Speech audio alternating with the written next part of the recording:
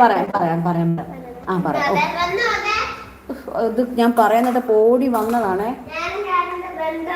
Eon കാറും അവളും തമ്മിലുള്ള ബന്ധം ഒന്ന് പറഞ്ഞു തരാം എൻ്റെ പൊന്നോ. ഇയോൺ കാർ എന്ന് പറഞ്ഞ കാറല്ലേ പുള്ളി ഫ്ലവേഴ്സിൽ പ്രോഗ്രാം കഴിഞ്ഞ് നമ്മളെ എന്താ കുമാരപുരം അല്ല ബോട്ടിൻ്റെയോ ഏതൊരു സ്ഥലമാണ് എന്നാ കോട്ടയം എത്താനായിട്ടില്ല. ആ സ്ഥലത്ത് എത്തിയപ്പോഴ് പെട്രോൾ കുറവാണ്. അപ്പം എന്നോട് ഞാൻ പെട്ടെന്ന് വാ, മോൾക്ക് പനി കൂടുക, വാ എന്ന് പറഞ്ഞ് ഫോൺ വിളിച്ച്.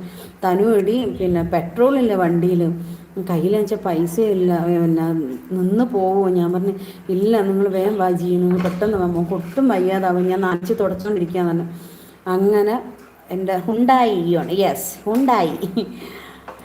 ഇത് ഞാൻ ഇതിന് മുന്നേ പറഞ്ഞിട്ടുണ്ട്, നിങ്ങൾക്ക് ആർക്കും ഓർമ്മയുണ്ടോ അറിയില്ല. അതിപ്പോൾ അവൾ പറയാൻ പറഞ്ഞല്ലേ, ഞാൻ പറഞ്ഞില്ല, പിന്നെ അവൾക്ക് അതൊരിത് വരും. അത് വേണ്ട, ഞാൻ പറഞ്ഞേക്കാം. അങ്ങനെ പുള്ളി വണ്ടി എങ്ങനെയൊക്കെയോ ദൈവത്തിൻ്റെ കൃപയാൽ ഞങ്ങളെ വീടിൻ്റെ മുറ്റത്ത് എത്തുന്നു. വണ്ടി നിർത്തി അകത്തോട്ട് കയറുമ്പോഴേക്കും കുഞ്ഞിന് ഫിക്സിൻ്റെ തുടങ്ങി വരുന്നു. ആ വണ്ടിയിൽ പെട്രോളില്ല. നിങ്ങളൊന്ന് ആലോചിച്ചോണ്ടോ, ഞങ്ങളുടെ കയ്യിൽ പൈസയില്ല, പെട്രോളില്ല. എന്നിട്ട് ഞങ്ങൾ ആ വണ്ടിയിൽ കയറി ലൈറ്റിട്ട് പോവുക. ലൈറ്റിട്ട് അത്രയും സ്പീഡിൽ ലൈറ്റ് മേടിച്ച് ഞാൻ ഇപ്പുറത്തെ സൈഡിൽ കൂടെ കൈ കൊണ്ട് കാണിക്കുന്ന ഒന്ന് മാറി ഞങ്ങൾ കോട്ടയം ഭാരത് ഹോസ്പിറ്റലിൽ എത്തുന്നു.